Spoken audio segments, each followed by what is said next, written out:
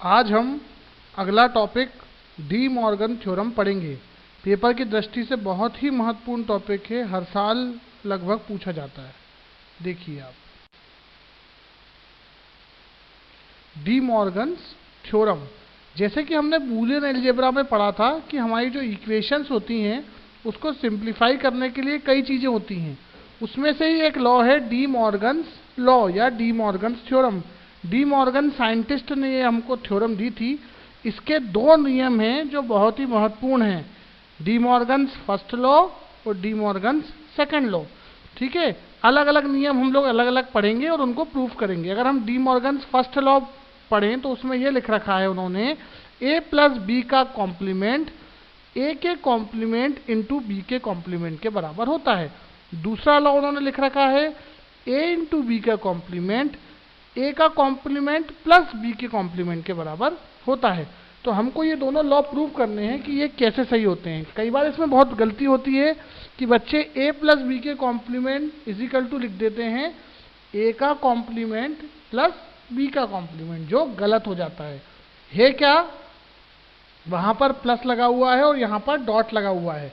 इसको सिंपली अगर हम अपनी नॉर्मल भाषा में याद रखने की एक की है, आप पेपर में इसकी ऐसे डेफिनेशन मत लिखना, इसको याद रखने की एक की ऐसी है, break the line change the sign. ठीक है, क्या है, break the line change the sign. Hindi में मैं कहूँ तो लाइन तोड़ो चिन्ह बदलो।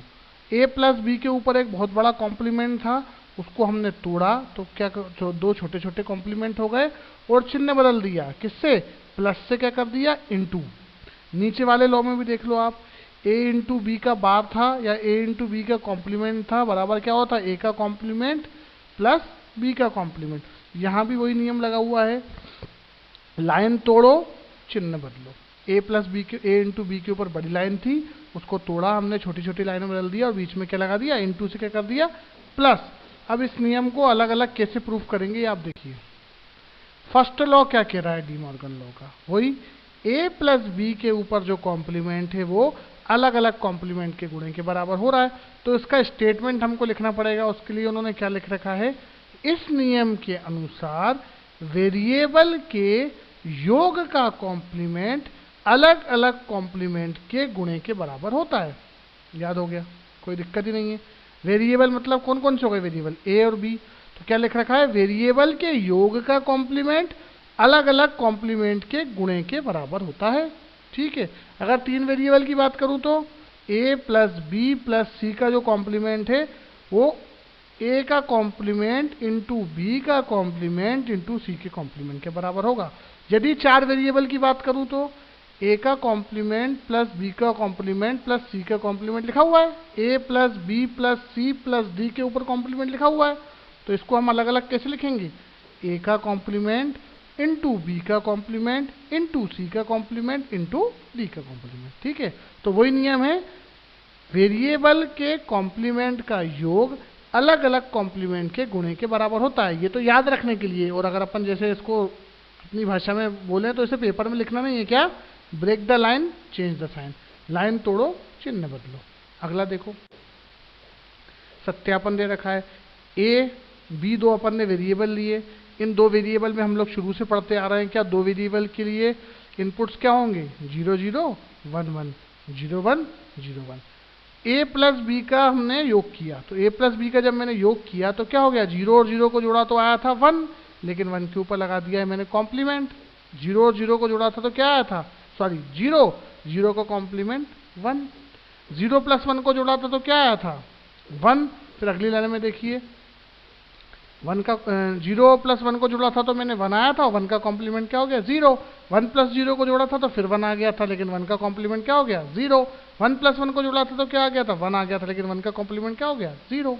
ठीक है, तो ए प्लस बी के कॉम्प्लीमेंट की जो लाइन आई वो क्या आ गई 1 0 0 0। अलग अलग देखिए आप, ए का कॉम्प्लीमेंट बी का कॉम्प्लीमेंट, ए क्या दे रखा है मेरा 0 0 1 1, तो ए का कॉम्प्लीमेंट क्या हो जाएगा 1 1 0 0।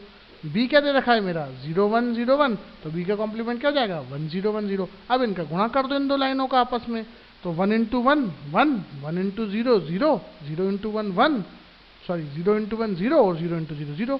कौन कौन सी लाइनों का गण हो रहा है? ए का कॉम्प्लीमेंट इंटू बी का कॉम्प्लीमेंट। तो आप देखिए तो लाल लाइनें समान आ रही हैं, यही हमारा प्रूफ हो गया। लो बहुत सिंपल है, कुछ भी नहीं है। ठीक है, अगला लॉ देखिए आप। सेकेंड लॉ क्या कह रहा है डी मॉर्गन लॉ का? यहाँ पे स्टेटमेंट वही लिख रखा है उन्होंने। सेकेंड लॉ में क्या स्टेटमेंट लिख रखा है उन्होंने? गुणे का कॉम्प्लीमेंट, इस नियम के अनुसार गुणे का कॉम्प्लीमेंट अलग अलग कॉम्प्लीमेंट के योग के बराबर होता है। वही गुणे का कॉम्प्लीमेंट अलग अलग कॉम्प्लीमेंट के योग के बराबर होता है। बस वही ए और बी दो वेरिएबल ले लिए, वही ए इंटू बी लिया, फिर उसके ऊपर बार लगाया, तो ए इंटू बी क्या होगा? 0 0 का 0, 0 1 का 0, 1 0 का 0, 1 1 का 0। लेकिन कॉम्प्लीमेंट लगाने पे लाइन बदल जाएगी, तो क्या हो जाएगा? 1 1 1 0। ऐसे ही ए का कॉम्प्लीमेंट वाली लाइन, बी की कॉम्प्लीमेंट वाली लाइन, इनको जोड़ दिया तो आपस में क्या बन गया? 1 1 1 0, और ए प्लस बी के बार का क्या बन गया? 1 1 1 0। ठीक है, तो ये दूसरा लॉ भी